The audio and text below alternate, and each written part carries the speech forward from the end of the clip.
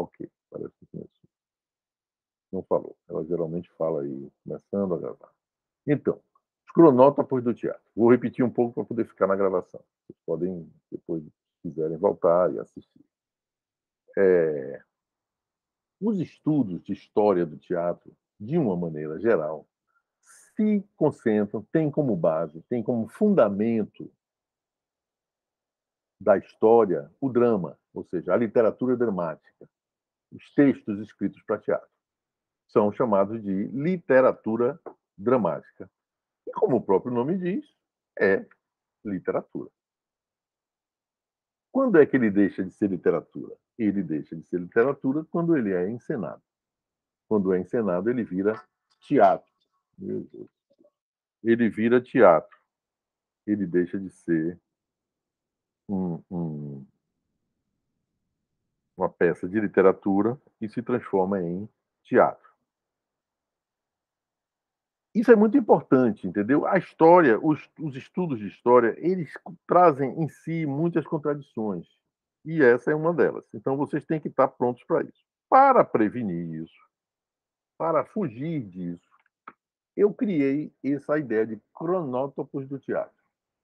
Então, a ideia de cronótopos do teatro é cada época, basicamente, cada época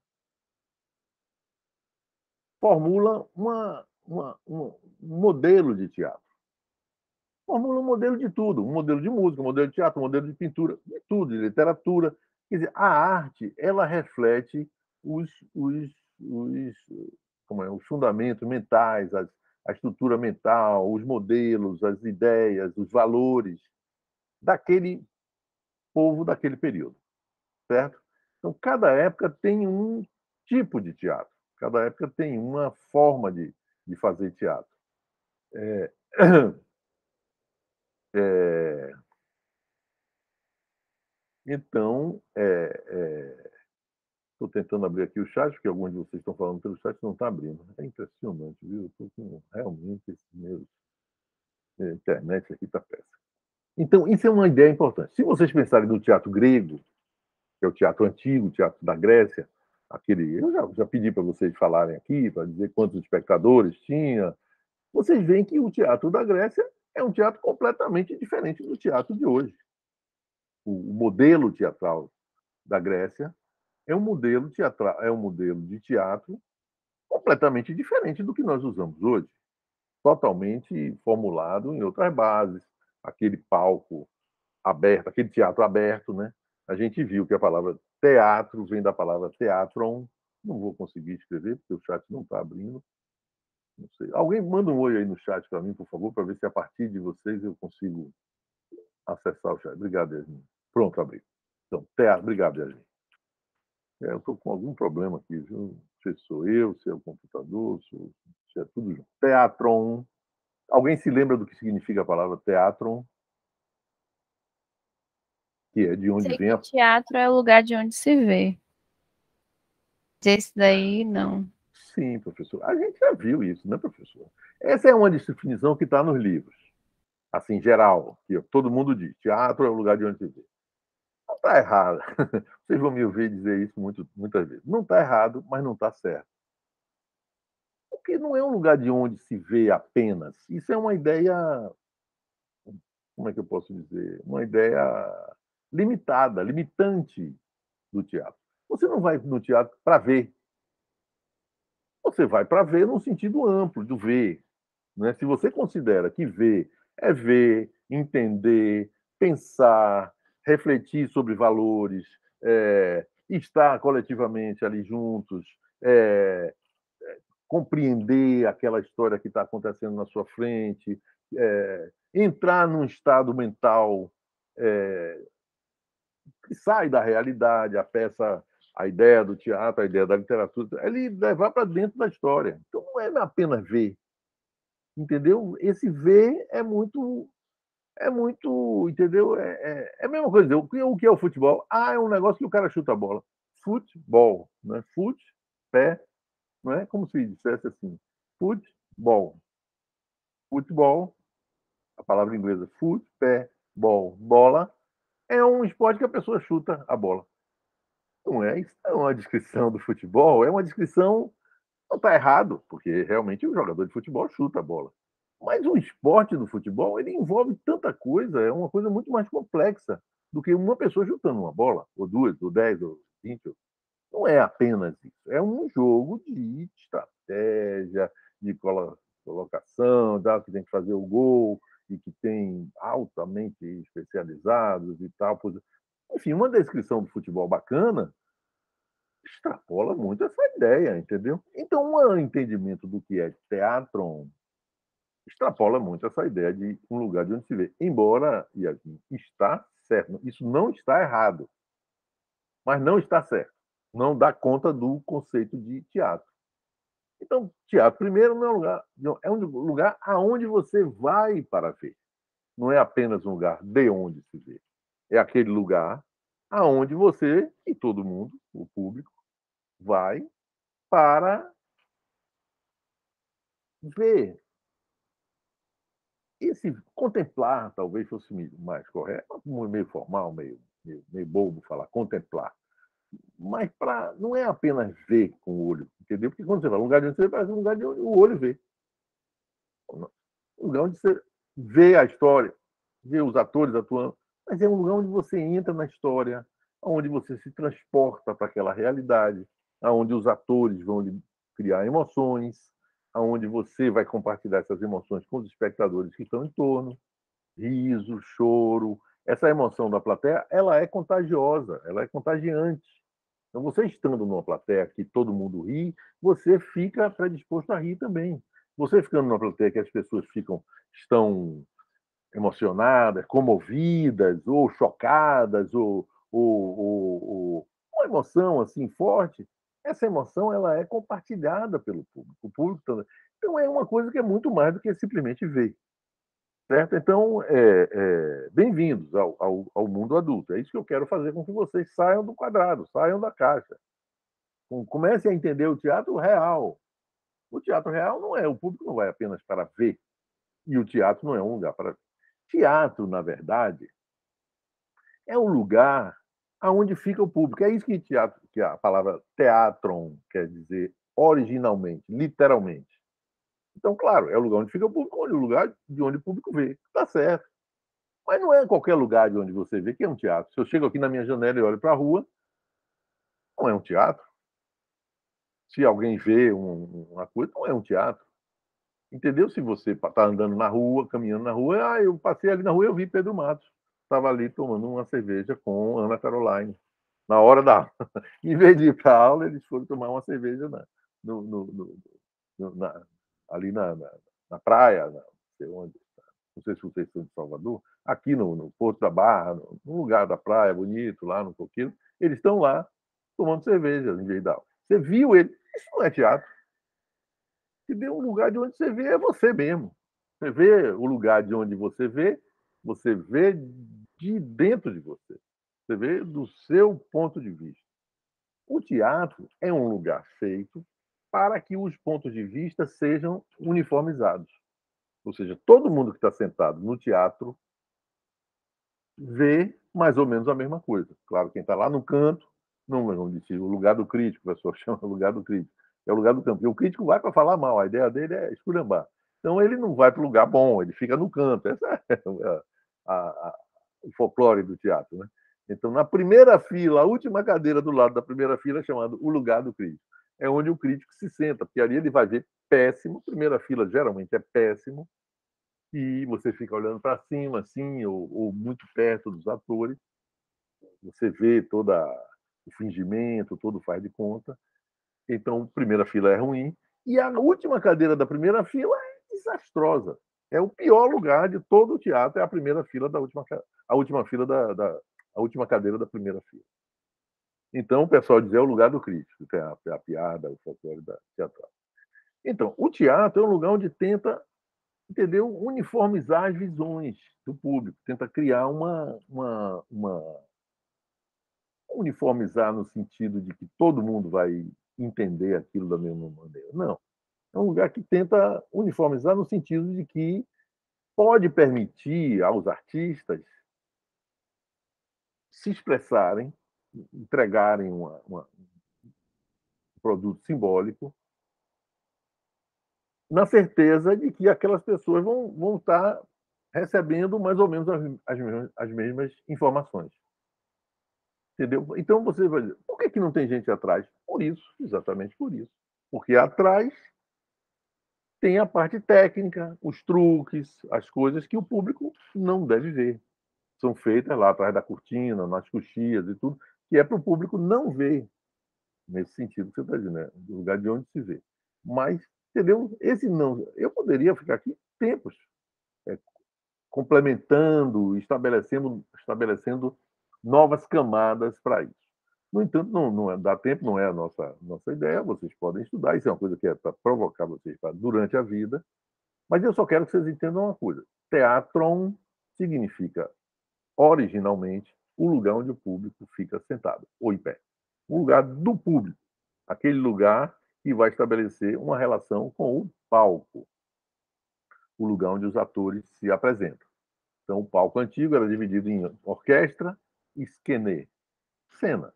Esquene ou esquenê. Esquenê, acho que é esquenê. Sei lá, grego antigo. Não, a pronúncia não tem importância. A importância é isso. Um lugar onde os atores se apresentam e a orquestra. A orquestra onde os músicos tocam e onde havia coreografias. E o lugar onde os atores se apresentavam, que era o que depois vai ser o palco. Esquenê, que vai dar a palavra cena, e depois o palco. Daí vem a palavra cenário. Cenário que é a ornamentação, a caracterização da cena ou do palco. Em espanhol ainda chama. Em espanhol o nome de palco é cena. Em cena, ele está na cena.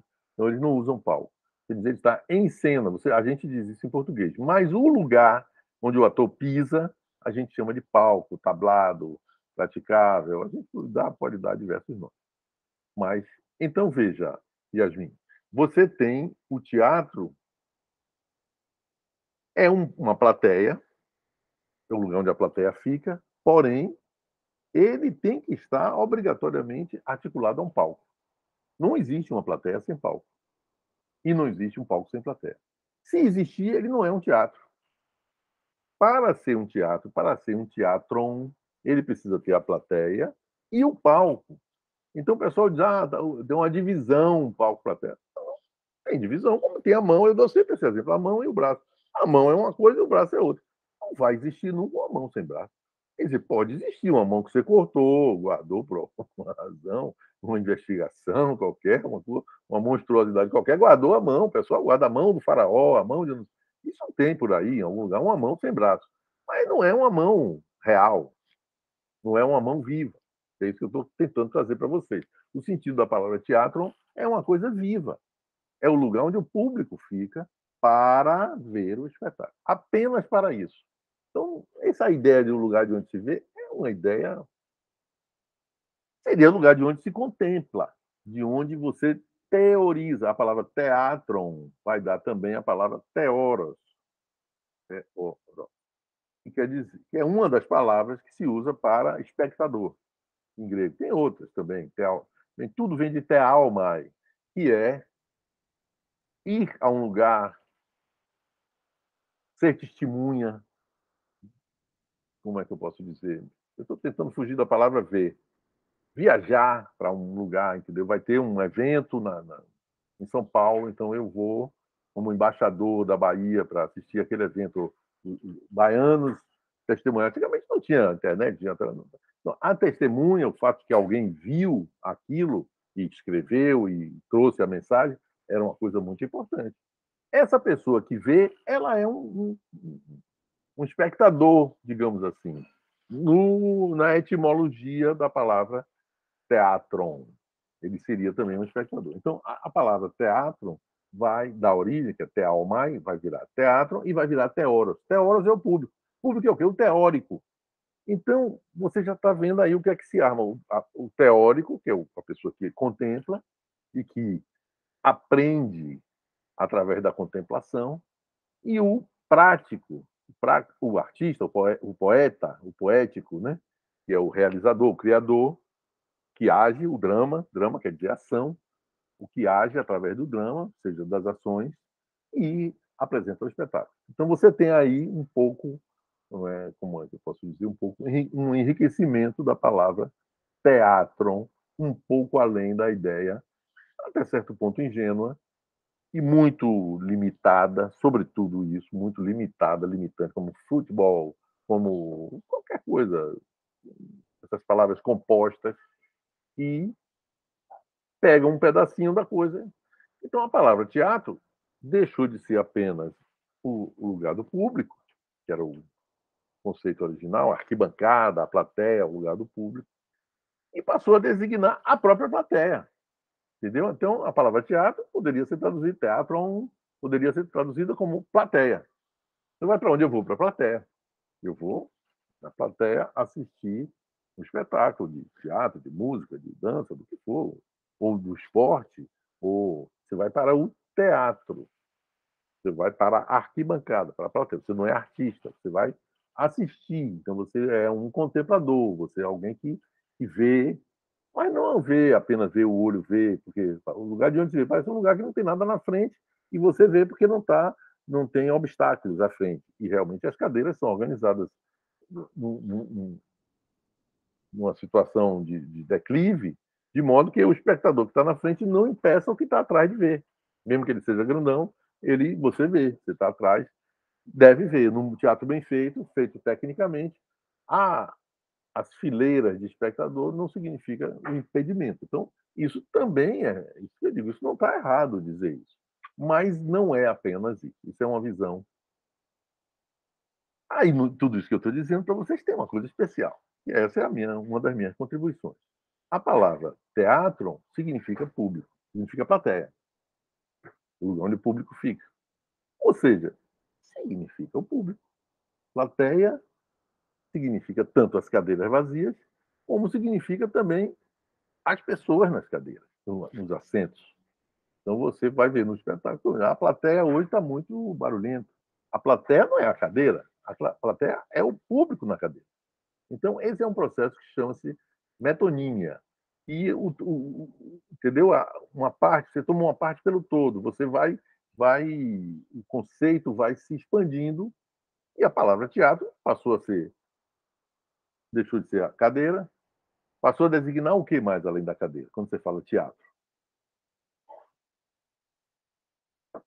O assento, né? O lugar onde o público fica. Originalmente, ela tem um viés que está relacionado a essa noção de que lugar de onde se vê. Isso não está certo, ou seja, não dá conta da ideia de teatro, porém tem um fundamento, sim, é o lugar do público, é o lugar onde o público fica, onde o público vai para ver, como se fosse um observatório, como se fosse um microscópio. O lugar não é uma coisa que você vai passando e vê, que você casualmente está ali e vê. É um lugar onde você vai, você acorda, toma banho, faz o que você tem que fazer, trocar de roupa, vai para aquele lugar assistir. Eu vou agora, depois da manhã, eu vou ao teatro assistir um espetáculo. Então, eu vou sair de casa e vou. Essa determinação é fundamental. Muda tudo. É diferente de um lugar. Você vê uma coisa casual na rua, aquele lugar construído, aquela construção. Entendeu? É isso que eu estou querendo dizer. Um lugar que foi construído para que você veja coisas. Como no microscópio. É um lugar construído para que você veja. É ver. Mas não é ver no sentido simplesmente do olhar e o olho receber a informação, a imagem. É ver no sentido de, como você olha no microscópio. Você pode olhar para se divertir, tem gente que olha para se divertir. E os meus médicos, pesquisadores, certamente se divertem. Mas eles vão olhar para ver o vírus, para ver a bactéria, para estudar, para fazer vacina, para fazer remédio, para fazer. Eles vão fazer isso, para ver doença, para ver cura de coisas. E o microscópio é usado também em física, em outros elementos aí que não adianta nem mencionar, não precisa. Vocês entendem perfeitamente que aquele olhar ali não é um olhar casual, não é um olhar, é, não é um olhar, como é que eu posso dizer, desinteressado. É um olhar interessado, é um olhar bem formado. Ele está ali por uma razão concreta. O teatro é assim. Então, é um lugar que foi construído para ver. Então, você está ali numa construção que foi construída para você ver determinadas, ver, não determinadas coisas, mas ver de um determinado ponto de vista, ver de uma determinada maneira aquele fingimento. Então, quando entra uma coisa, quem olha por trás vê pessoas empurrando, vê tudo mal pintado, batido prego feio, amarrado de arame, tudo. Isso o público não vê. O público está vendo de frente, ele vê um palácio bonito, pintado, com a porta que abre. Tal. Por trás é uma pirambeira. Então, o palácio que entra em cena, que o pessoal traz empurrando sobre rodinhas, ele vem todo lindão, o público só vê ele bonito, ele dá uma sensação de que aquilo é um palácio real, bem feito, bonito. Por trás é um horror, um bocado de gente empurrando, um pedaço de pau segurando, um arame amarrado, uma corda, negócio balançando, você tem que ter cuidado para não balançar demais, porque fica ridículo. Enfim, essa ilusão que é um elemento aqui, que eu chamo de mímese, ao qual nós vamos chegar daqui a pouco. Ok? Todo mundo está seguindo isso?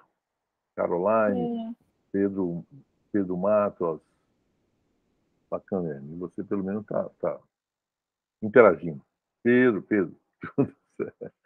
fala aí, rapaz, diga alguma coisa também. E Ana também, que está lá no restaurante, não sei como é que estão as coisas. Então, espaço. Tudo isso vai cair no conceito teatral de espaço. Então, nós estamos já nos cronômetros. Né? Então, eu criei uma ideia de que o teatro tem que ser estudado, primeiro, metaforicamente falando, do ponto de vista do público. Não do ponto de vista dos textos, mas do ponto de vista do público. E o público se relaciona com o teatro a partir do espaço, como disse Yasmin. Quer dizer, o público vai para o teatro, ele vai para o espaço. Então, o espaço é um elemento fundamental. Então, quando você olha o espaço grego, aquele teatrão monumental, lindo, impressionante, enorme, cabendo aquelas milhares de pessoas numa cidade, como se fosse uma praça, geralmente com uma vista muito bonita por trás da estrutura de esquenê, da estrutura cênica, né? Porque no início não tinha nada, era só a orquestra. Aí botou um palquinho, aí depois foi construiu a frente do palácio, foi virando um edifício teatral. Mas no início não tinha, era só a plateia e um espaço no chão, a plateia inclinada, e um espaço em frente, frontal, circular com a orquestra, onde os atores se misturavam com os músicos e os dançarinos. Antigamente, no início era basicamente assim. Depois foi ganhando construção e tudo. Se vocês forem olhar o teatro grego já no século IV, que é os anos 300, né, antes de Cristo, você já vai ver que eles são construídos, que a frente do que o teatro tem uma construção de pedra, o cenário é um cenário fixo, é a frente do palácio. Então, com janelas, com portas e tudo, essas janelas e as portas é por onde os atores entram em cena, saem, fazem cenas e tudo. Esse é a base do teatro grego. Mas então a ideia de que o teatro precisa ser visto a partir do seu espaço. Essa formulação grega do espaço grandão, com esse cenário de pedra, tudo de pedra, o público sentado não tinha encosto de cadeira. A cadeira não tinha encosto, era tipo arquibancada, tipo só o degrau e com milhares de pessoas. Espaço para milhares de pessoas. Então, já no século IV, os teatros cabiam 15 mil pessoas. 15 mil, como a gente já conversou nas primeiras aulas. 15 mil pessoas. Então, quando você olha o espaço do teatro grego e o espaço do teatro hoje, que é um teatro pequeno, fechado, frio, escuro, e que com a capacidade máxima de 150 pessoas, quando muito, tem muitos teatros com menos de 100 lugares, eu mesmo vou para sexta-feira para um teatro pequenininho, que eu creio que tem menos de 100 lugares, nunca contei, mas deve ter menos de 100 cadeiras. Teatro SESI, aqui no Rio Vermelho. Tem poucas cadeiras. Eu não sei exatamente quanto, a minha impressão é que tem bem menos de 100 cadeiras.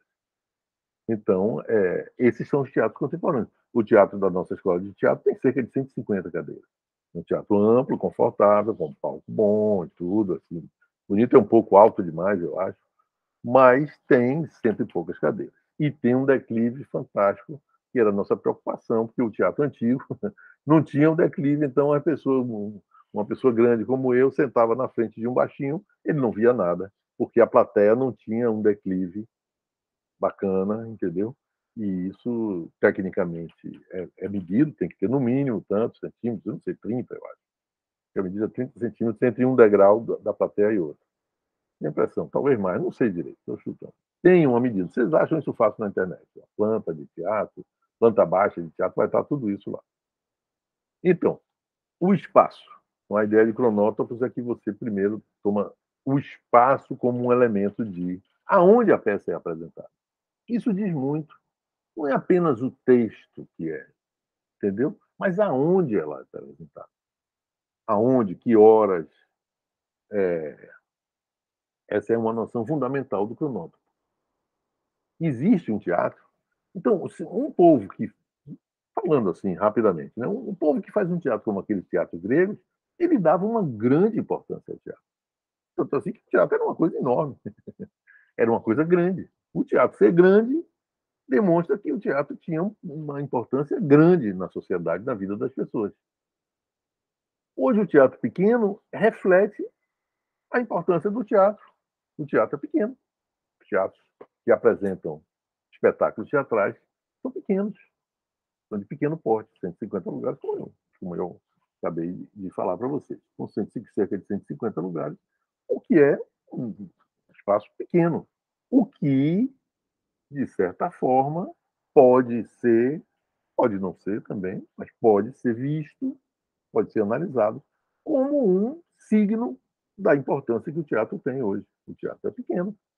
E um grande artista de música se apresenta num teatro com menos de 1.000 lugares. Nenhum. Lulu Santos, Djavan, Caetano, Chico Buarque. Nem sonha um teatro com menos de 1.000 lugares. Já está começando com 1.500. Por exemplo, eles cantam aqui em Salvador no Teatro Castro Alves ou na Concha Acústica. O Teatro Castro Alves, a sala principal, cabe 1.500 pessoas e a Concha Acústica cabe 5.000 pessoas. Então, você vê a importância que o grande artista de música tem. Ou em lugares grandes, esses midiáticos, tipo Ivete Sangalo, fazem shows em lugares grandes, para 20 mil, 30 mil, 50 mil pessoas, até mais. Rock in Rio, esse negócio, cabe mais de 50 mil pessoas em um único dia. Quero, obrigado. Em um único dia. Então, essa reflexão, vocês não vão ver nos livros de história. É isso que eu estou trazendo aqui para vocês, uma coisa minha. O, o teatro, quer dizer, é interessante vocês observarem que a palavra teatro significa plateia. A palavra teatro significa, então, público. Significa público.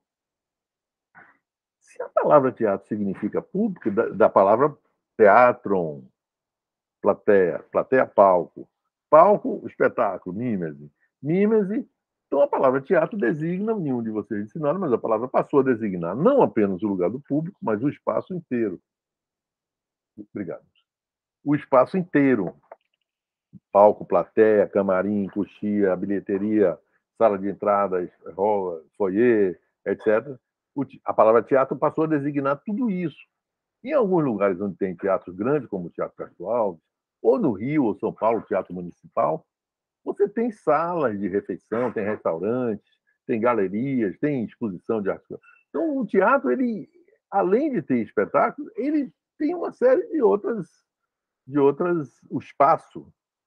A palavra teatro deixou de designar apenas o lugar de onde se vê, onde diz Yasmin, como disse Yasmin muito bem, que é o que está o padrão, o chavão, assim, o clichê da definição da palavra teatro. Ela tem um fundamento, sim, que remete a isso, não está errado. Porém, o teatro passou a designar, a palavra teatro passou a designar todo aquele edifício muito grande. Então, quem conhece aqui em Salvador o Teatro Castro Alves sabe do que eu estou falando.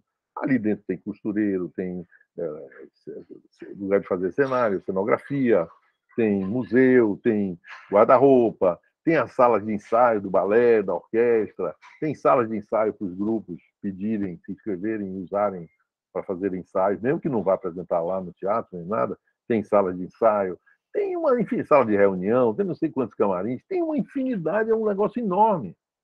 Tem sala para coral, tem sala não sei o quê, é um enorme. E um teatro como um teatro municipal tem sala de reunião, tem restaurante, sala de chá, sala de não sei o quê, aquelas coisas que no século XIX se usavam. Hoje os teatros construídos do século XX, o Castro Alves foi construído em 1958, se não me engano, 57, ele já não tem essas coisas de sala de chá, esse negócio. Mas o Teatro Castro Alves tem um café-restaurante. Então tem, você pode tomar um café, comer um doce, tomar sorvete, tomar cerveja, pode sair do espetáculo, ou antes do espetáculo, muita gente antes de ir para o... Porque agora o teatro passou a ser cedo, é 8 horas, mas antigamente era 9 horas. Então o pessoal, às vezes, saía do trabalho, não queria ir em casa, quem mora longe, já ia direto para o teatro. Então, já ia para o teatro, pegava uma vaga no estacionamento, que é coisa difícil aqui em Salvador, o teatro não tem estacionamento, e, para matar o tempo, ia para o teatro, tomava um café, comia uma torta, uma coisa, uma pizza, ou tomava uma cerveja, ou o que fizer. O café tem, o teatro tem esse lugar. Se a peça tem intervalo, você pode ir para lá, tomar um café, tomar um refrigerante, beber uma água, tomar uma cerveja, comer alguma coisa. Então, os teatros, a palavra teatro inclui tudo isso, entendeu, Yasmin? Deixou de ser apenas um lugar de onde se vê, ela passou a ser esse espaço todo complexo. E passou a ser também, Yasmin, o próprio espetáculo. Então, você, nesse lugar complexo e rico, cheio de, de, de cheio de funções, né? Um espaço ele tem funções, o espaço é funcional, ele está ali para servir a um propósito específico, que é a realização do espetáculo. Então, nesse lugar, o próprio espetáculo, então, teatro significava plateia, as cadeiras, os assentos, onde o espectador colocava a sua gloriosa bunda, passou a ser o próprio espectador. Então, você vai no teatro, a plateia é a cadeira e é o espectador. Mas passou a palavra teatro, passou a designar também o palco, a representação teatral. Você vai fazer uma peça de teatro. Você estuda o quê? Estuda teatro. Teatro é o quê? É espetáculo. Ninguém fala teatro pensando em texto. Você fala teatro pensando naquele lugar que se chama teatro, um edifício. Teatro Castro Alves, Teatro Gamboa, Teatro Módulo, Teatro Maria Bethânia, Teatro Ruth Escobar, Teatro Municipal, teatro, que é um lugar, mas o que acontece naquele lugar também se chama teatro. Então, o tipo de espetáculo que é apresentado também. Então, a palavra teatro ganhou toda essa. Por isso que eu quero trazer isso para vocês, quer dizer, vamos estudar a história do teatro considerando esses aspectos. Primeiro, o espaço. Primeiro, a questão do espaço. Segundo, o público. A própria palavra teatro, como a gente viu, significa público. Significa o lugar onde o público... perdão. Alguma dúvida, alguma questão sobre essa primeira abordagem que foi convergir para a ideia de espaço, que é uma ideia fundamental na questão dos cronótopos de teatro. Então, quando você for estudar o teatro do século XVI, onde era que esse teatro apresentava?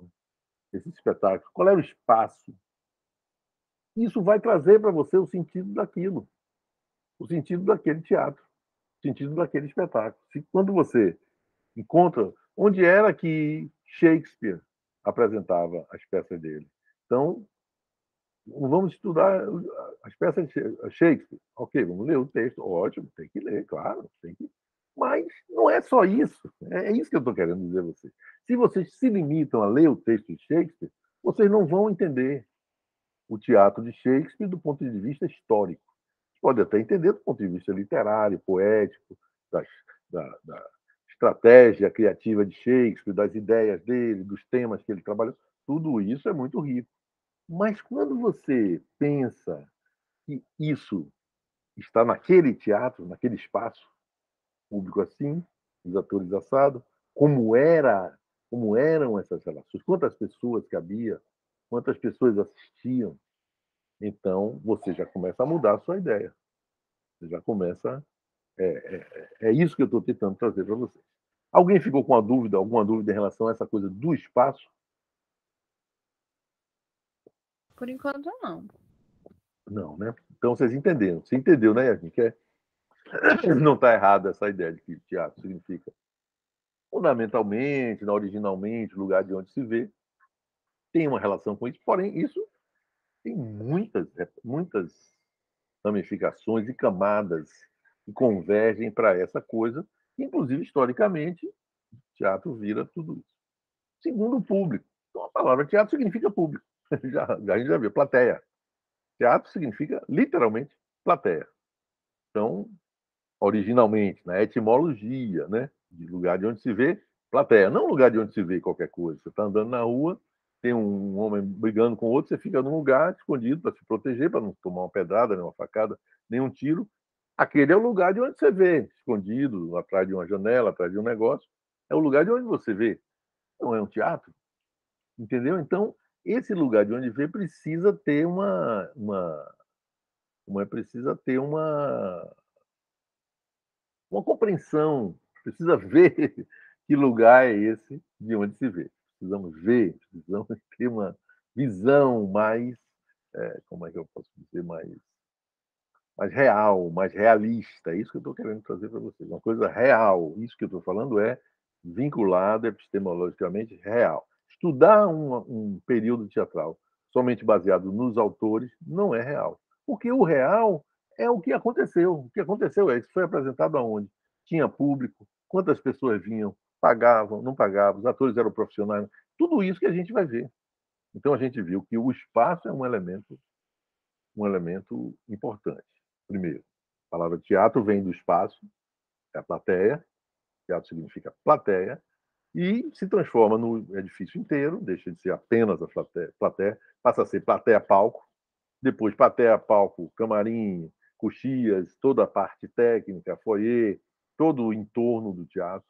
Teatro antigamente tinha negócio de templos, de deuses e tudo, tinha isso, existia nos teatros da Grécia, de Roma, tinha sempre um templo vinculado ao teatro.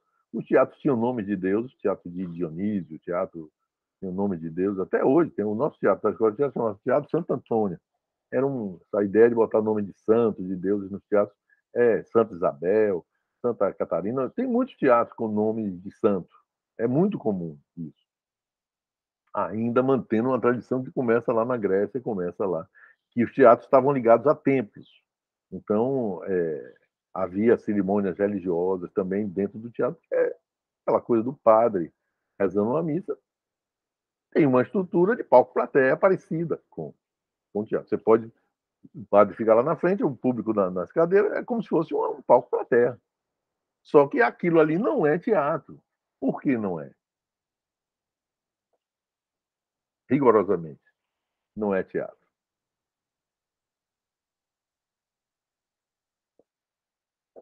Alguém sabe dizer?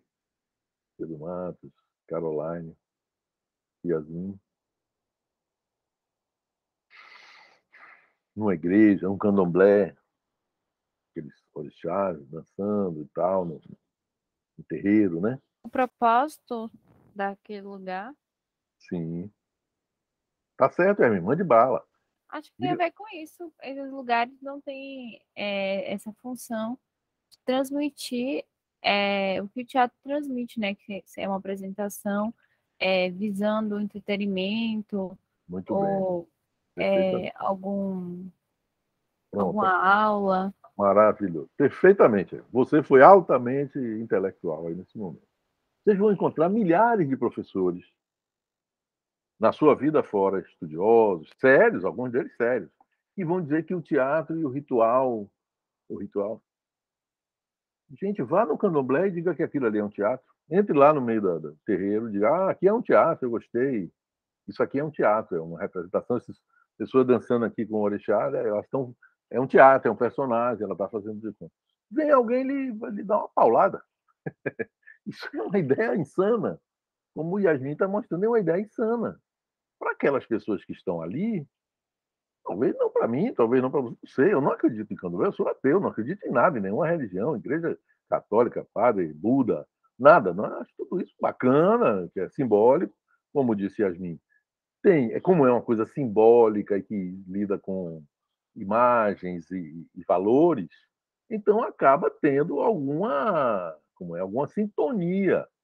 Porém, como o Yarmin pontuou muito bem, o propósito do ritual é inteiramente distinto do propósito do espetáculo teatral. Você não pode confundir uma coisa com a outra.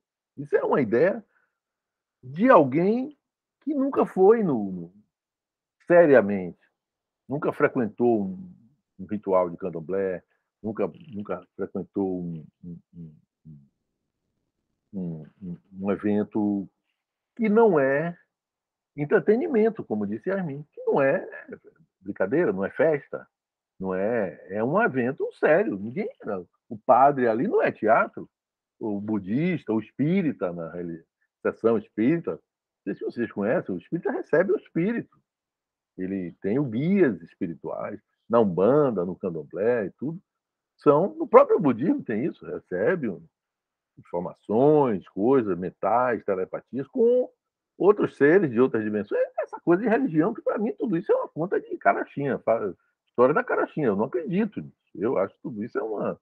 Pessoas têm medo de morrer e inventaram isso para dizer que depois que elas morrem, elas vão ter uma outra vida depois da morte. Mas aí é um outro 500, não importa. Eu só quero dizer a vocês que o que Yasmin pontuou está 100% certo.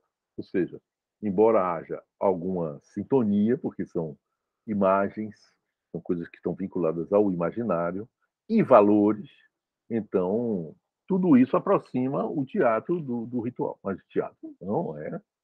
Não pode, isso é um erro, está errado. Um erro de propósito. Então, o teatro é uma brincadeira, é uma festa, é um entretenimento. Por mais sério, por mais trágico que tudo aquilo possa ser, por mais informativo, por mais educativo, por mais enriquecedor do ponto de vista subjetivo, da subjetividade das pessoas, a pessoa aprende a viver, aprende a conviver, aprende. A arte tem todos esses poderes. Aprende a conviver, aprende a ver a vida, como disse a minha, lugar de onde você vê, a ver a realidade, a ver a vida, a ver as forças que estão de fato funcionando para que as coisas aconteçam. A arte ajuda tudo isso, ajuda a leitura, as linguagens que estão presentes nas codificações das coisas, da sociedade, da natureza. A arte ajuda tudo isso, a trazer para a mente da pessoa de uma maneira informal, com brincadeira, tudo isso. Mas não é uma religião. A arte não é um ritual. Isso é um equívoco grosseiro e que desconsidera inteiramente considera os participantes do ritual. Os participantes do ritual não querem que alguém pense que aquilo é um teatro. É um pensamento equivocado. Então, muito bem, Yasmin. A gente viu aí aquilo que eu estava dizendo, um lugar de onde se vê. No candomblé, você senta numa plateia, um lugar de onde se vê. Mas não é teatro. O teatro é um lugar onde você vai para ver uma construção filosófica, uma construção poética, uma coisa criativa, uma brincadeira. E isso é fundamental para que você reflita, para que você se divirta, para que você tenha emoções, para que você viva a realidade criada pelo espetáculo e que você está ali dentro, tá? Você, através da empatia, através da identificação com a história, com os personagens, você é fundamental você saber que aquilo não é verdade. Que aquele homem ele não está morrendo. E Édipo Rei não furou o olho de verdade. Então, Édipo Rei, quando ele descobre que ele casou com a mãe e teve filho com a mãe e matou o pai dele, que ele é irmão e pai do filho dele, então ele pira e pega uma coisa lá que ninguém diz o que é e fura os olhos, uma faquinha, uma madeira, alguma coisa. Ele fura os olhos. Por quê, Yasmin? Ele não quer ver aquilo. Ele não quer ser espectador daquilo. Não que é um teatro, entendeu? Então, essa é uma situação em que o ver tem a ver com aquilo que a gente está aqui. Eu estou trazendo. Quer dizer, não é o ver, o olho físico enxergando o atorzinho ali no palco fazendo a cena. Não é isso. É o ver no sentido filosófico, é o ver no sentido poético, é o ver no sentido humano, ver dentro da natureza, do mundo, do cosmos, da vida, do sentido da vida. Então, é isso que é. O espectador não sabe disso, ele não pensa. Isso é coisa da gente, que é estudioso. Mas ele não sabe, mas é isso que ele está lá fazendo. Ele vê. Por que a pessoa vê um filme? Por que ela não vai correr na rua? Ela fica vendo, senta e assiste um filme. Ou lê um livro, ou ouve uma música. Porque aquilo traz informações para ela. Mas nós não vamos entrar nisso agora. Vamos deixar isso, vai acontecer. Até vamos dar mais um pitaco disso quando a gente for falar da mímese, que esse é o processo da mímese, a imitação. O artista cria uma realidade imaginária e o espectador, através da empatia, se a obra tiver capacidade artística, ela vai trazer o espectador para dentro da realidade virtual. É isso que é a realidade virtual. É uma espécie de sonho acordado. Então você vê o filme, você Você sabe que aquilo ali é ator, que ele ganhou o cachê, que ele está fingindo, que é tudo mentira. Todo mundo sabe no teatro, no livro, aquilo ali que está escrevendo, que é Gabriela. Gabriela nenhuma, Jorge Amado inventou aquilo ali tudo. É tudo uma criação mental. Mas você vai lendo e vai. Mas a gente vai dar um pitaco disso no que a gente fala de Minas. Tá certo, então? Teatro e o público. Então, nós estamos aqui falando do público. É isso que o público quer. Então, teatro significa público. Mas eu tenho que trazer um elemento mais importante ainda do que esse. Esse elemento é essencial, isso que nós acabamos de falar. É a coisa de que o teatro ele tem essa intencionalidade, ele tem esse propósito, como muito bem disse Yasmin. Quer dizer, uma diferença de propósito. Você vai na missa, você vai ver uma missa, você vai orar para um Deus que você acredita que existe, vai buscar uma energia, uma força, um axé, o que quer que você vai no candomblé, na sessão espírita, tomar um passe, um budista, o que quer que seja a sua religião, você vai buscar ali uma coisa real, não é uma ficção. No teatro, não, você vai buscar uma ficção. Se você chegar no teatro e o cara estiver batendo no outro com uma madeira, de verdade, batendo mesmo violentamente, isso não vai dar, ninguém vai gostar. Se houver uma prática de violência, querendo criar uma cena realista, eu vou, em vez de fazer uma cena fingindo, eu vou. Como era com os gladiadores em Roma. Então, os espetáculos dos gladiadores, a pergunta: aquilo é teatro? Então, o propósito é entretenimento, como disse Yasmin, mas o gladiador matava o outro de verdade. Então, aquilo é teatro? Então, aquilo é um momento especial da história do teatro. É um momento em que o teatro rompe o BBB, o Big Brother. O teatro rompe a ficção, é o reality show, show da realidade. Deixa de ser uma construção exclusivamente poética e ganha um elemento de realidade, que é a morte, o sangue de verdade. Então, é uma coisa complexa, não vou entrar nisso, estou só dando esse pitaco, vocês que gostam de Big Brother, que acham que é uma coisa muito moderna. Essa ideia do teatro-realidade vem já muito antigo, dos gregos, já tinha isso, teatro real, teatro-realidade, teatro... E os gladiadores é o exemplo mais grotesco disso, digamos assim. Os gladiadores, com a luta de feras, como muneras, botavam o leão para brigar com a onça, com o urso, os bichos brigavam entre si, ou lutavam entre os homens. Então, isso era um tipo de espetáculo muito popular, muito conhecido, sobretudo os gladiadores, e que aproxima o teatro do mundo da tragédia, embora não é rigorosamente teatro, no sentido de que aquilo não é uma criação poética, embora possa estar junto, entendeu? Você pode fazer uma história, isso aconteceu em Roma, e no fim o criminoso morre. Ele comete um crime horrível, ele é condenado à morte, e a polícia prende ele, os soldados, né? E ele é condenado à morte, ele vai morrer, aparece a morte na peça. Só que essa morte que aparecia não era ficção, matava o cara de verdade. Então, isso extrapola realmente, isso aconteceu, isso é a história do teatro, vocês vão estudar depois, da antiguidade. Matava o cara de verdade, pegava um criminoso que já estava condenado à morte e botava para fazer o papel. Eu não sei como é que esse criminoso, ninguém explica isso, porque esse criminoso aceitava fazer esse papel de alguém que morria. Mas acontecia, existe documentação de que alguns espetáculos em Roma, romanos, isso é em Roma, na Grécia não tinha, mas na antiguidade, botavam gladiadores e faziam uma trama, uma história com crimes e perseguição policial, um negócio assim, e no fim a polícia prendia o cara e matava.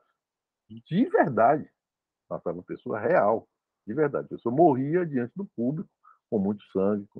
Então, isso são coisas aterrorizantes. Se você pensar nisso verdadeiramente, é um terror. O próprio Santo Agostinho tem nas Confissões, vocês podem encontrar na internet. É ótimo, uma leitura fantástica, mas foge muito da nossa história, que é o teatro brasileiro. Agostinho. Esse nome é assim, Agostinho, de Agosto. Santo Agostinho. Então, as Confissões de Santo Agostinho. Ele confessa a vida dele de pecados e tal. As Confissões é isso, ele faz um livro. E um dos pecados dele era ir ao teatro. Ele gostava do teatro, das emoções e tudo, e também dos gladiadores, do sangue, tudo. Ele reflete sobre isso, Santo Agostinho. É muito bacana. Se vocês conseguirem achar, eu posso mandar até em que página é, tudo. Se vocês não quiserem ler o livro todo, eu já mando o lugar, ou tem algum título lá que você localiza. Ok, então, Santo Agostinho, gladiador, realidade, teatro, plateia, público. É isso que nós estamos falando do ponto de vista do público. Então, o teatro deixou de ser apenas o assento, passou a designar os espectadores e passou a designar a própria o edifício teatral e passou a designar a própria arte do teatro, os textos, os livros, os espetáculos, a estética, o estilo, tudo é teatro. O que, é que você faz? Eu faço teatro. Teatro é uma arte, é um ofício, passou a designar, por metonímia, passou a designar todo o ofício de pessoas que são vinculadas, como muito bem disse Armin, que é isso que eu quero que vocês entendam, ao entretenimento, ao espetáculo e ao entretenimento. O espetáculo é isso, é uma coisa que uma pessoa vai para se divertir, mesmo que seja uma tragédia, mesmo que seja um horror, como o Gladiadores, é um horror, era uma coisa popular, talvez um dos momentos mais populares do teatro é os gladiadores, pessoas morrendo de verdade, sangue de verdade. Às vezes tinha tanto sangue que tinha que trocar a areia da arena, que era tanto sangue, a arena era feita em cima de um gradil, que o sangue descia e entrava lá para baixo, sumia lá para baixo. Jogava água, não ficava mau cheiro, nem nada. Morria muita gente, centenas de pessoas por dia, centenas de animais por dia. O espetáculo começava de manhã e até de noite. Era um horror, era uma carnificina. Então, e é um momento de teatro popular, de diversão. As pessoas iam ver isso para se divertir, para se distrair. O que, é que elas iam? É o entretenimento delas, era isso. Esse horror.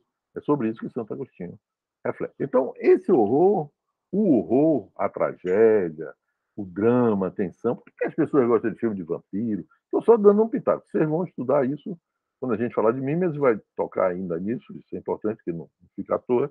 Mas é coisa que você tem que pensar. Aristóteles se pergunta isso. Por que alguém sai da sua casa e vai para o teatro assistir uma tragédia, que é uma coisa que as pessoas vão morrer, vão ter eventos horríveis na vida dela, ela vai se ferrar, não quero dizer palavrões aqui, que eu já sou muito criticado pela minha forma de expressão, ela se ferra. A tragédia, por definição, é isso. Como Édipo, quando descobre tudo que ele fez, foi que ele fez. Ele matou o pai dele, só que ele não sabia que era o pai. Depois ele casou com a mãe, que ele não sabia que era mãe. E teve filhos com a mãe. Teve, teve filhos, agora estou tentando lembrar, são três filhos. São três filhos. Três filhos. Antígona, Etéocles e Ismênia. Eu acho, ou quatro filhos. Agora estou fazendo confusão. Os filhos de Édipo, com a mãe, Jocasta. A mãe dele. Ele casou com a mãe dele e teve filhos, 4 filhos com a mãe. Ele era pai e irmão dos filhos. Ele era filho e marido da mãe. Ele era filho do pai dele e era o assassino do pai dele. Então, tudo isso é uma tragédia. A pessoa fiz. Aristóteles escreve. Essa é a tragédia perfeita. Quando Aristóteles se refere à história de Édipo Rei, ele diz: Édipo Rei, escrito por Sófocles, é a tragédia perfeita. Se ninguém nunca mais fosse capaz de construir uma tragédia. Essa historinha não foi Sófocles que inventou, ela já existia, era um mito, que já existia, uma lenda. E Sófocles simplesmente pegou e construiu de uma maneira genial a tragédia, porque a tragédia começa, Édipo já é o rei, e aí ele tem que fazer uma investigação, que existe uma peste na cidade, e o rei diz que ele tem que achar o homem que matou o antigo rei, chama-se Laio. Tem que achar o assassino de Laio, que era o pai dele. Então, que a peste da cidade só vai passar quando ele achar o homem que matou Laio. Ele não sabe que aquele homem que ele matou não sei quantos anos atrás era Laio. Então ele faz a investigação. Então a peça vai voltando no tempo até o dia que ele matou. É o dia que ele nasceu. Tudo começa no dia que ele nasceu. Então, ele é Édipo. E aí, eu não vou contar a história, vocês precisam ler. É importante ler. Ninguém lê. Pouca gente gosta de ler, mas Édipo Rei, que sofre. É uma história incrível, é uma grande criação teatral. Segundo Aristóteles, é a tragédia perfeita. E essa história é incrível. Então Aristóteles pergunta: por que alguém sai da sua casa para ver um miserê desse? Para ver esse coisa, Você mesmo em casa assiste filme de terror. Por que alguém assiste filme de terror? Eu antigamente adorava filme de terror, livros de filmes de terror. Por que alguém assiste um filme? Assiste O Exorcista? Está na sua casa em paz, tranquilo, vai assistir aquilo, um negócio tenso, um demônio enlouquecendo todo mundo, atacando, matando, derrubando, destruindo. Alguma coisa aquilo traz. Entendeu? É difícil você, de uma maneira superficial, associar tudo isso a entretenimento, como disse a gente. Mas é entretenimento. Você assiste um filme de terror, não estou falando terror trash, que você assiste para dar risada. Estou falando terror, terror. Terror mesmo. Que você assiste porque é terror. Então, e lhe aterroriza. Você fica aterrorizado. Essa é a ideia do filme de terror, do livro de terror. Então, já teve teatro de terror. E hoje não tem mais. Mas já teve. Teatro, fantasmagorias, o nome era fantasmagorias, tem outros nomes, no século XIX. A gente não vai ver isso, porque aqui no Brasil não teve, mas na Europa teve. Mas, enfim, concluindo então os cronótopos. O espaço. O espaço é o lugar, palco, plateia, tudo, mas originalmente é o público. No lugar do público fica quem? O público, as pessoas. Isso é uma coisa que raramente você ouve falar nos estudos de teatro. Quem é que vai ao teatro? Quem são? Hoje mesmo você não sabe. Essa informação hoje, se você perguntar, procurar saber, esse cara aí, esse professor está me enchendo meu saco com esse negócio de público. Eu quero saber quem é que vai ao teatro. Qual é o perfil do público de teatro? Qual é o perfil, qual é a idade, qual é a formação, qual é o grau de educação que o espectador de teatro tem, enfim, qual é o perfil sinteticamente falando, todo mundo sabe hoje essa palavra perfil, ficou popular nas redes sociais. Então, qual é o perfil? Você não sabe nem quantos são e nem qual é o perfil, ninguém sabe hoje. Imagine no tempo de Shakespeare, século XVI. Imagine, você vai ver que João Roberto Farias, nesse livro, dá um pitaco. Ele abre coisas que dão para você deduzir, para você inferir. É isso que nós vamos fazer. É isso que eu estou querendo que vocês façam. Que vocês olhem para o texto de João Roberto Farias e Jacob Ginsburg e outros que vocês, por acaso, venham a ler, o Décio de Almeida Prado, A História Concisa do Teatro Brasileiro, que eu mandei, está escrito aí, vocês podem baixar também, ou outros que vocês consigam, que é fascinante, essa história é fascinante. Então, que vocês olhem para isso pensando nisso. Qual era o espaço? Porque eles nem sempre eles vão falar. Ele não. Esse negócio de cronómetro foi eu que inventei há 3 anos ou 4. Então, não é usado, eu vou fazer um livro e tudo.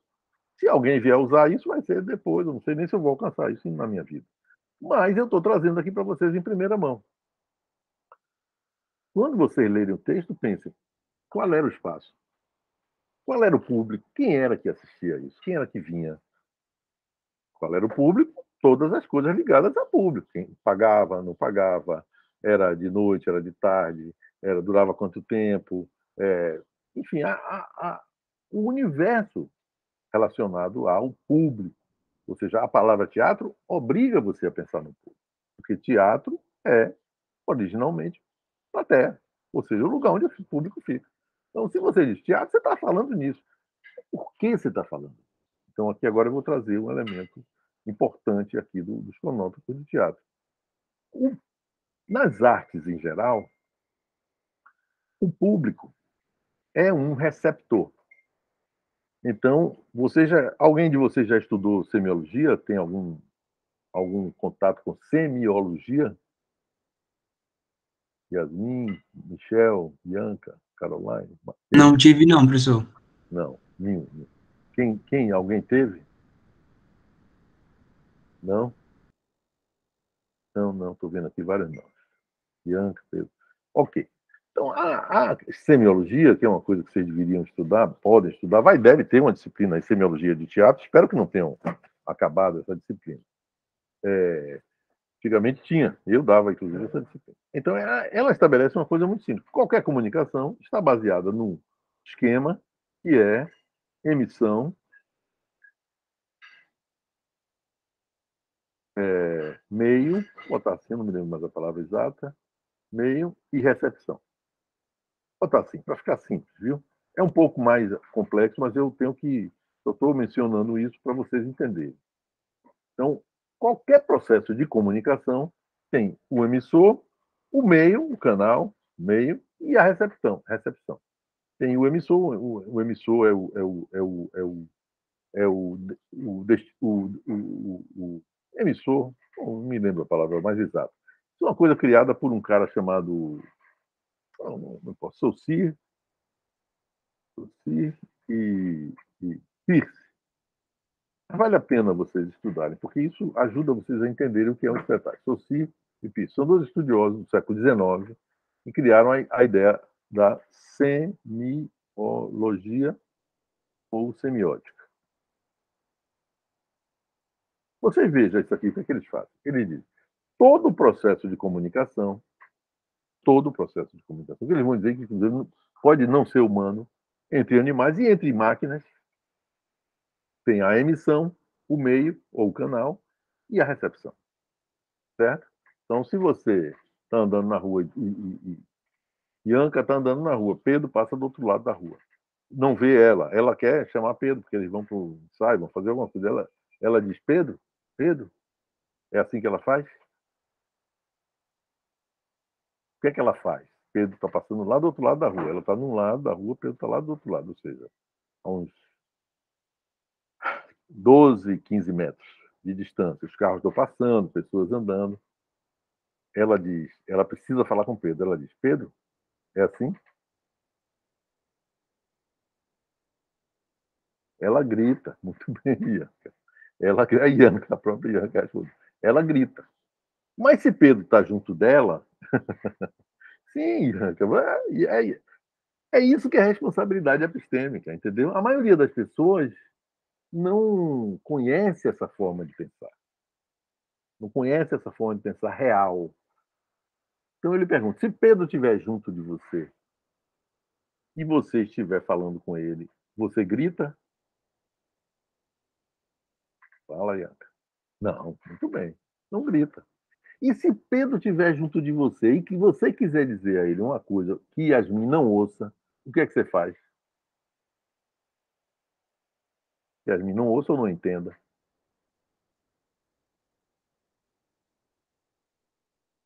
Cochicha. Muito bem. Desculpa, eu não vi aqui, já tinha saído.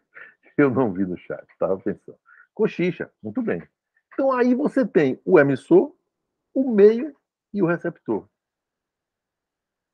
Então, nesse processozinho aí, pequeno, de que você fala com Pedro alguma coisa, uma pessoa fala com outra, que é a estrutura básica, você pode depois extrapolar para meio de comunicação, para teatro, que são não sei quantas pessoas participam, que é uma coisa complexa.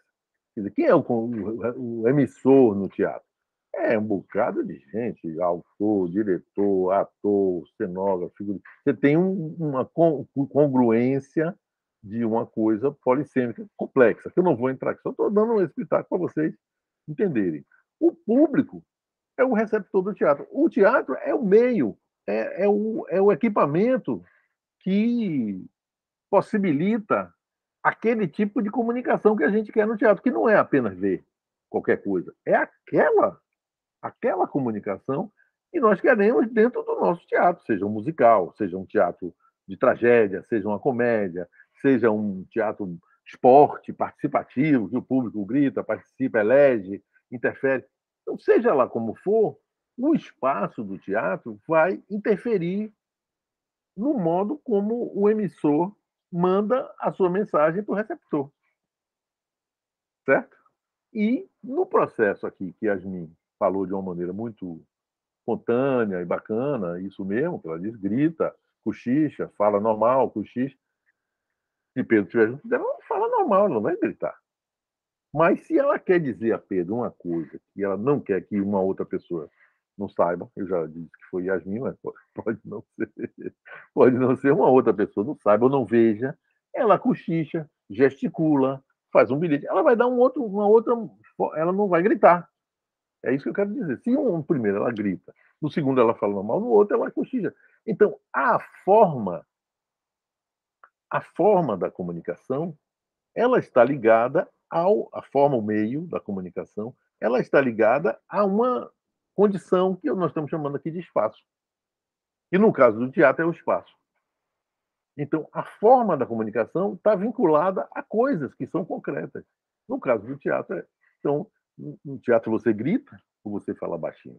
Então, aí você tem 1000 coisas. É muito rico, é um tipo de estudo, um tipo de processo de pensamento baseado na realidade, e é concreto. O teatro exige que você tenha esse entendeu? Aquilo que eu falei, a aperia e a emperia. Tenha essa emperia, ou seja, você precisa ter um conhecimento do seu corpo.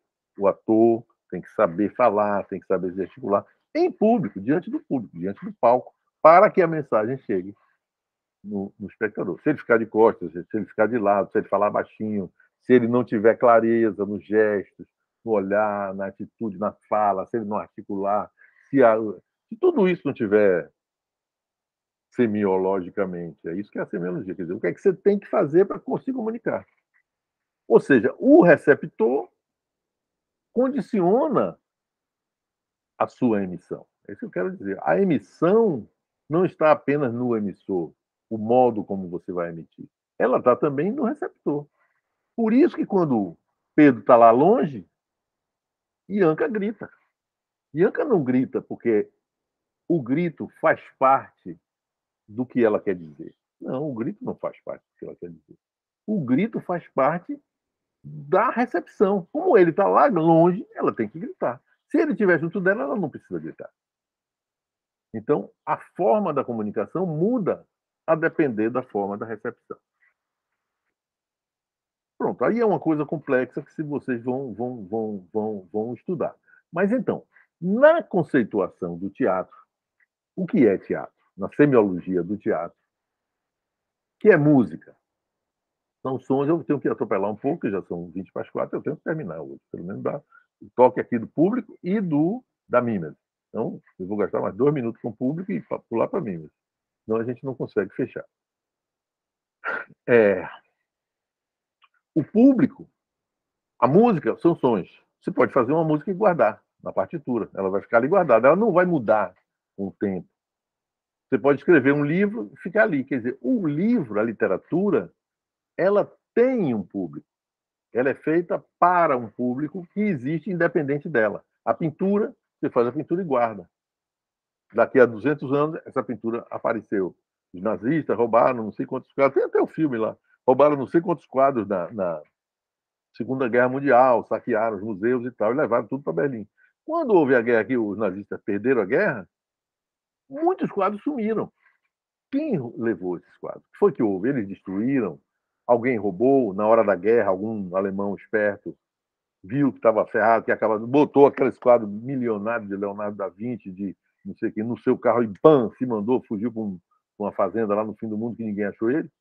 Foi isso? Ou algum americano daqueles que estava lutando e derrotou os nazistas e que resgatou os quadros, viu aqueles quadros todos ali de Leonardo da Vinci, de Picasso não, de Leonardo da Vinci, Giorgione, de Botticelli, enfim, dos grandes pintores da história humana, esculturas de Bellini, e os os maiores escultores humanos que a gente vê nos livros, estava tudo lá jogado numa sala lá dos nazistas. Eles tinham se apropriado para ele, para botar no museu deles. Só que eles perderam, não deu tempo deles fazerem a guerra, foram para cá e perderam. Quando esses quadros foram recuperados, muitos sumiram. Até hoje. Até hoje tem muitos quadros que ninguém sabe onde estão. Podem ter sido destruídos, ou podem ter sido roubados, ou por algum alemão sabidão, ou por algum americano, ou judeu, ou algum outro lá, o francês, o que quer que seja, alguém que estava lá, vencedor ou derrotado. Um derrotado que pegou e roubou e fugiu, ou um vencedor que chegou, se aproveitou de ter vencido, lá em algum momento que o pessoal deu mole lá, não ficou fiscalizando, pegou e roubou uns 3 ou 4 quadros daquele. Cada quadro desse vale €1 bilhão, pelo menos. Com B. €1 bilhão ou mais.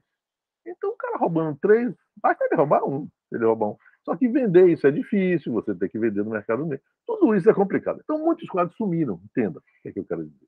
Porém, se esses quadros reaparecem, e de vez em quando aparece algum, Inclusive, assim, sem querer, quadro de um pintor, não sei o que, milionário, foi vendido numa feira por $20.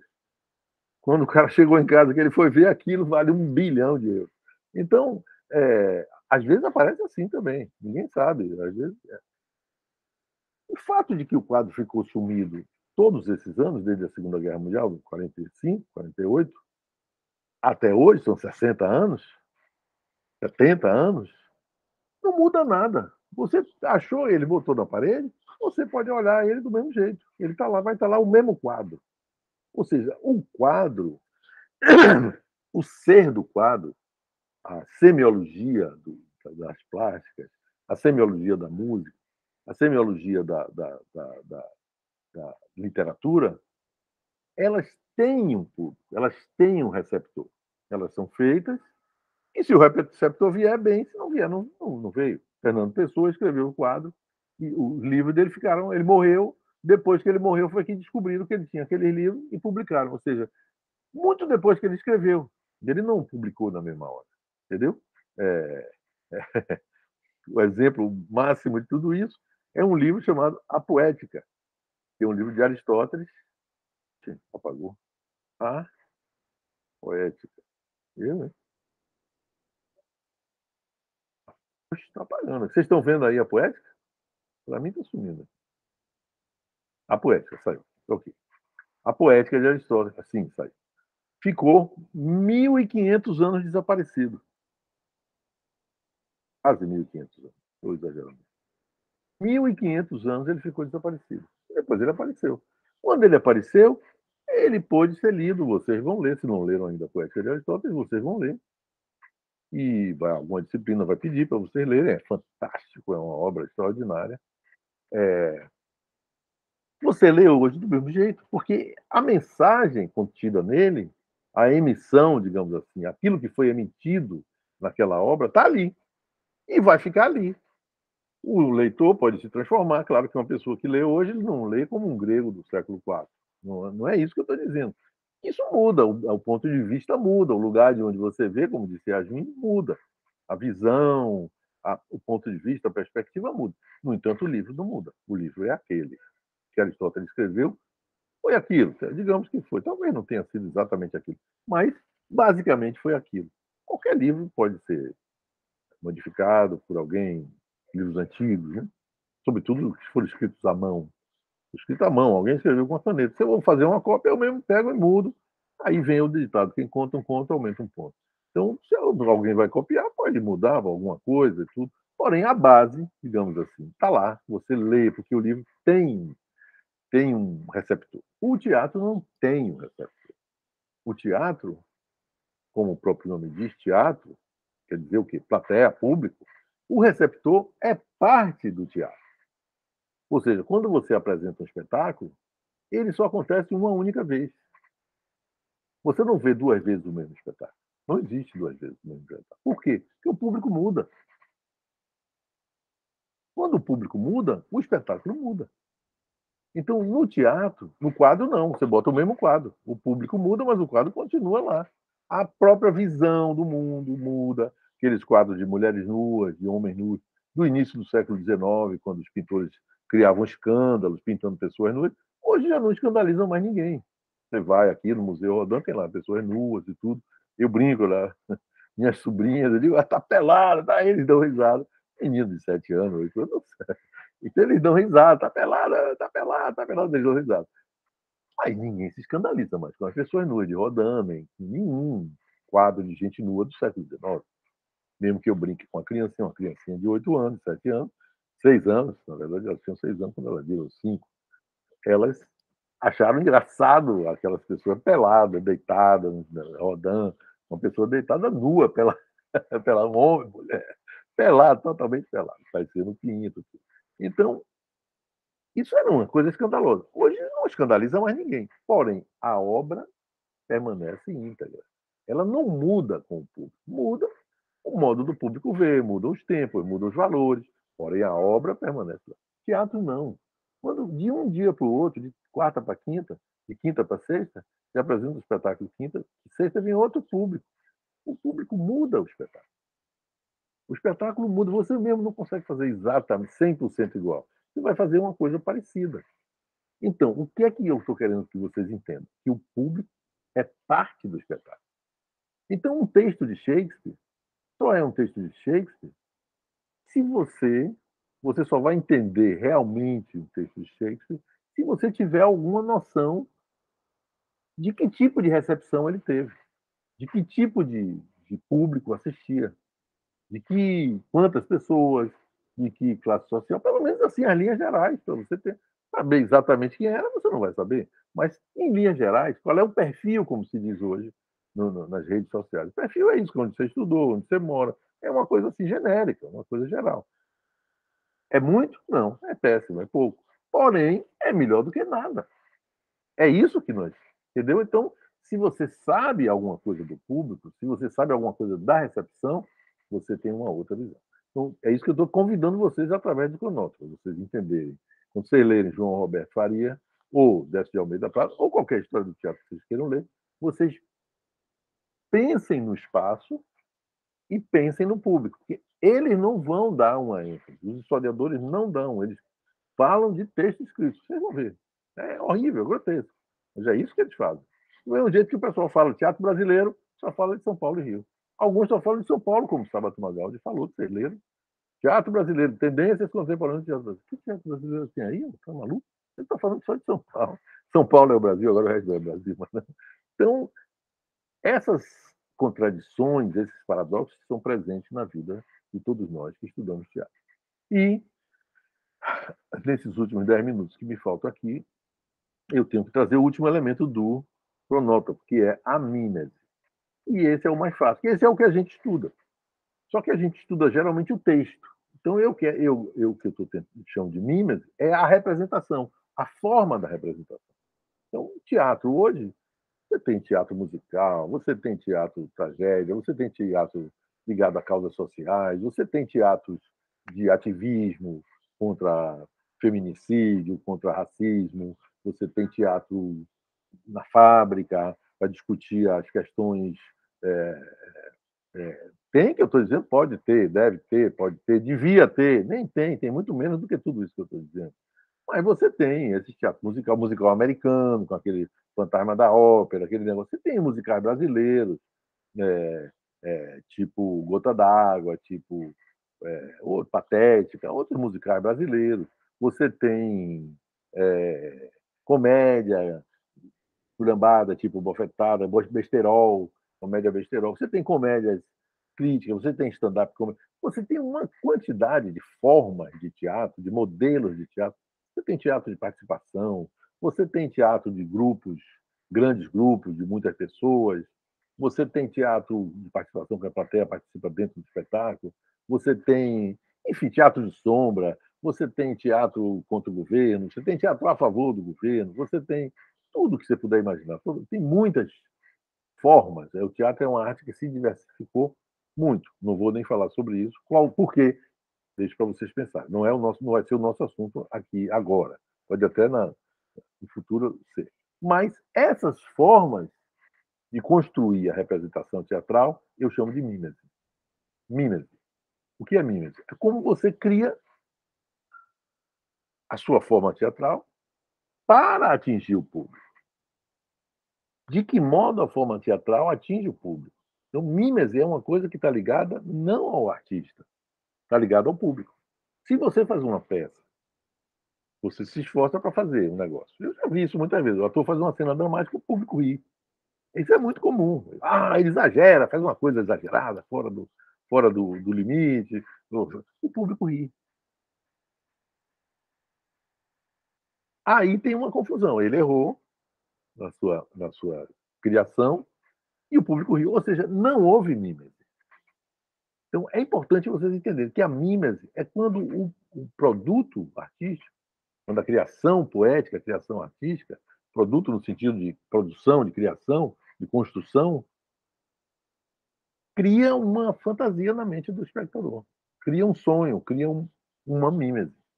Cria. Porque se você faz a representação e ela não cria essa fantasia, o americano chama de capturar a imaginação, capture the imagination. O americano chama, em inglês é assim, não sei se é americano ou inglês. Na língua inglesa, eles têm a expressão capture the imagination, capturar a imaginação. Ou seja, a obra de arte, ela captura a imaginação. Você assiste e aí você imagina coisas. Aquele homem que está ali com aquela mulher ou com aquele outro homem, tudo numa cena de sexo, não estão tendo erotismo nenhum. Esse erotismo é fake, é totalmente fingido, tanto no palco quanto no filme. Quem sente o erotismo é o público. Quem fica erotizado é o público. Aquela cena que a pessoa morre, e a tragédia, que o personagem principal, tudo deu errado, ele morre, a tristeza. Não está no ator, o ator não tem tristeza nenhuma, o ator está trabalhando, ele está fingindo. Ele está construindo uma mímese, aonde? Na cabeça do espectador, não no palco. Então, esses três elementos, espaço, público, mímese, que é aquilo que acontece no palco, para criar uma sensação de realidade, essa é a frase boa para tudo isso. Uma impressão de realidade. Aqui minha coluna, cara. Uma impressão de realidade no público. Tem um autor que chama supressão da irrealidade, ou seja, quando o público suprime a supressão da irrealidade. O que é a supressão da irrealidade? Quando você deixa de perceber que aquilo é irreal. Que aquele ator não está tendo erotismo, que ele não está tendo tragédia nenhuma, que ele não morreu, que aquilo ele está fingindo. Você sabe disso, que aquilo é irreal, mas você suprime essa irrealidade. Você suprime o seu senso crítico. Você deixa uma criancinha, faz isso o tempo inteiro. Você dá um pedacinho de papel a ela, que faz clique, clac, clique, clique, clique. Ela fica ali brincando com aquele clique. Se for pequenininha de meses, ela fica brincando com aquilo ali a tarde toda. O negócio, clique, clique, clique, clique, clique, clique. Ali cria uma fantasia, captura a imaginação dela, captura a fantasia dela. E ela fica ali, clique, clique, brincando. Aquilo é um brinquedo, um pedacinho de pau, uma coisa que faz um barulhinho, que tem cor. Por isso que se dá esses brinquedos às crianças, são esses estímulos que captura a imaginação da criança, captura a fantasia da criança. Então, isso é a mímese. O ator faz aquele lance ali no palco, os artistas, o diretor, o autor escreve o texto, tudo aquilo ali é criado, aquela música, aquela texto, aquelas palavras, aqueles gestos, aquelas ações, tudo aquilo congruente, congruindo, né? Horrível essa palavra, mas é isso. A congruência de tudo isso, melhor dito agora, a congruência de todos esses fatores que são múltiplos, a pintura, o peso, o cenário, vão construir uma impressão de realidade, ou seja, uma realidade virtual. É isso que é realidade virtual, que o pessoal fala tanto em internet. Tem nada a ver com a internet. Também a internet também tem realidade virtual. Mas você, é essa coisa que você se distrai, naquele momento que você fica distraído. Como disse muito bem Yasmin, o entretenimento. Você fica entretido, você fica tomado, você fica tocado, você fica fora de si. Você esquece. Você está no teatro, no cinema, na sua casa, na sala, que você tem dívida, que o boleto já venceu, não sei o quê, e você começa a sofrer, não pelo seu boleto, ou pelo condomínio que você não pagou, ou qualquer coisa. Você começa a sofrer porque o herói ali, Tom Cruise, Brad Pitt, ou o brasileiro aí, que eu não vou saber o nome de um galã brasileiro, vou dizer um baiano, Jackson Costa, ou Wagner Moura, tá lá lutando e sofrendo, você vai sofrer o sofrimento dele. Então, esse sofrimento do outro, ele é a minha. Essa vida do outro, essa empatia, que é a empatia, você se colocar no lugar do outro. Você pode se colocar no lugar do outro do ponto de vista racional, para entender uma briga, uma discussão. Você se coloca no lugar do outro para entender. Porém, na obra de arte, você se coloca no lugar do outro emocionalmente. É muito mais forte, entendeu? Não é apenas se colocar no lugar do outro para entender as razões dele, para saber por que ele fez assim ou assado. Mas se coloca no lugar do outro emocionalmente, vivendo aquilo que ele está vivendo. Então, se ele tem raiva, você tem raiva. Se ele tem frustração, você tem frustração. Se ele quer se vingar, você tem vontade de se vingar. Se ele tem erotismo, você tem erotismo. Se ele chora, você chora. Se ele ri, você ri. Se ele vence, você fica contente. Se ele é derrotado, você fica ferrado. Então, essa coisa de viver a sensação da realidade virtual, a impressão de realidade, é a minha. Isso os autores não pensam nisso, os autores de história. Eles pensam no texto. Lê o texto, está aqui, tá, Shakespeare escreveu Hamlet. Hamlet, assim, essa... Isso tudo é muito importante, não tem a menor dúvida. No entanto, você precisa ter uma visão maior. Como era que os atores faziam? Como era que eles... Por exemplo, eu vivo dizendo isso, vocês que são alunos, a maioria de vocês não sabe disso, pouca gente diz isso. No tempo de Shakespeare não tinha mulher em cena, eram homens.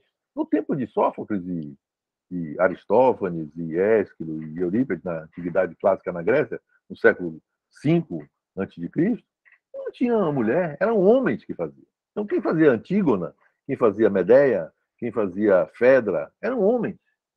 E no tempo de Shakespeare também, Romeu e Julieta, eram dois homens. Não tinham mulheres em cena. Ou seja, a peça Romeu e Julieta, ou o filme Romeu, Shakespeare Apaixonado, é exatamente sobre isso. Uma mulher que quer fazer teatro e tudo, mas não tem papel feminino, etc. Eu já falei isso aqui para vocês. Shakespeare Apaixonado vale a pena ver pensando na história. Shakespeare Apaixonado. É um filme famoso aí, deu Oscar, fantástico, filme extraordinário, e que traz muitos elementos históricos, porque não havia homens, não havia, perdão, não havia mulheres em cena, não havia o papel, a profissão de atriz, não existia. Ela passa a existir depois de Shakespeare, no Renascimento, século XVII, XVI, final do XVI, tem outros filmes, outras coisas que contam. Aí vão chegando mulheres, essa do Shakespeare apaixonada é isso. Uma mulher que se infiltra numa companhia e vai ser atriz. Quer dizer, ela vai ser ator, ela finge que é homem para poder ser contratada. E aí passa, ganha o papel de Julieta. Ela é uma mulher que finge que é um homem que faz um papel feminino. Então eles acharam que ela era um homem, porém era um homem que poderia muito bem, pelos seus jeitos mais femininos, por ser uma pessoa bonita, mas poderia fazer perfeitamente o papel de mulher. Então, ela é uma mulher fingindo que é um homem fazendo o papel de mulher. Isso está em Shakespeare Apaixonado. E é uma história que brinca com os conceitos da história e da mímese. E o público via aquilo e acreditava. O público vê aquilo, acredita Romeu, Julieta, Romeu morre, Julieta morre, todo mundo chora, todo mundo se emociona. Quem já viu, pode ver. Quem não viu, pode ver. Tem filmes incríveis. É uma história altamente emocionante. Você fica. Shakespeare era um mestre da mímese. Mas essa mímese está ligada à interpretação, aos atores, à forma como é feita, para tudo isso gerar na cabeça do público uma mímese que funciona na cabeça do público. Uma mímese e, em seguida, uma catarse. Se o público não tiver uma mímese, ou seja, se ele não acreditar naquele drama, ele não vai fazer catarse nenhuma. Se a peça for fraca, se os atores forem maus, se o texto for chato, se a interpretação for ruim, se o cenário não vai ter mímese certa, e muito menos catarse. O ator pode chorar no palco, pode se desgraçar, se jogar no chão. O povo até ri. Muitas vezes eu já vi o público até rindo de cenas altamente dramáticas, com atores exagerando, tentando talvez provocar uma reação no público que não estava conseguindo, talvez tenha exagerado para isso, e isso gerou uma risada, um efeito oposto. Teria que ser uma tragédia, se transformou numa comédia. Tá bom, meninos, então trouxe aqui, façam o trabalho, pelo amor de Jeová. Depois desse trabalho, nós vamos pegar uma sequência, até chegar no século XX, de 3 trabalhos, vai ser um por semana. Então, vocês precisam, eu deixei o dia de hoje justamente para nós conversarmos sobre isso, dominar um pouco esse formato, prólogo, primeiro ato, segundo ato, terceiro ato, epílogo. É um trabalho dividido em 5 partes, e curta, não precisa ser nada longo, nem nada, é uma coisa que tem uma resenha do texto, o que é que o texto diz. Primeiro ato, o texto diz isso, segundo ato, o texto diz isso, terceiro ato, conclusão, epílogo. Porque diante de tudo isso que nós já vimos na disciplina de História do Teatro, quais são as minhas reflexões sobre o teatro brasileiro? Nós vamos estar vendo a formação do teatro brasileiro, século XVI, XVII e XVIII. Quais são as origens, as raízes do teatro brasileiro? Tá certo, são 3 horas. Alguém quer dizer alguma coisa, fazer alguma pergunta?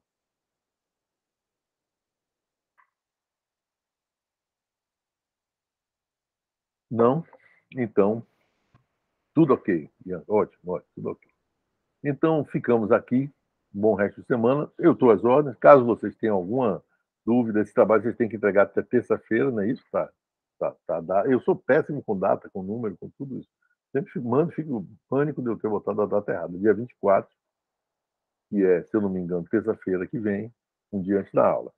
E, na outra aula, nós já vamos pegar um embalo de outro trabalho e outro trabalho para a gente chegar no século XX. Tá bom? Tuas ordens, o que vocês precisarem de mim, a gente pode me colocar aqui. Vocês estão vendo que eu sou falante, né? Eu gosto de tudo isso, me fascina, me envolve. Sou pessoa de teatro mesmo, me envolve tudo, então eu gosto de. Então, vocês não me incomodam, é isso que eu quero dizer. Vocês não me incomodam. Qualquer dúvida que vocês tenham, por favor, me procurem. Eu vou ter todo o prazer dentro da medida da minha possibilidade, tentar trabalhar com essa. Tá bom? Então, ficamos aqui. Beijão. Bom resto de semana. Tchau, professor. Obrigada. Nos vemos na quarta-feira. Beleza. E, Michel, cuidado com esse negócio do restaurante. Tem que ir mais cedo, dá um jeito aí para ver se chega mais. Tem que correr, é porque a gente termina a aula já quase 12 horas. Aí você vai sair um pouquinho antes, chegar, dar um jeito, encontrar um jeitinho, botar alguém na fila e pega lá no seu prato, sei lá. Pensar, temos que ser criativo, você e Ian. Ou Iana e Caroline, né? Então, beleza. Nos vemos na quarta, então. Bom resto de semana. Bom resto de semana também. Tuas ordens aí. O que vocês precisarem de mim, estou aqui, viu? Beleza. Tchau. Vou desligar, hein? Até mais.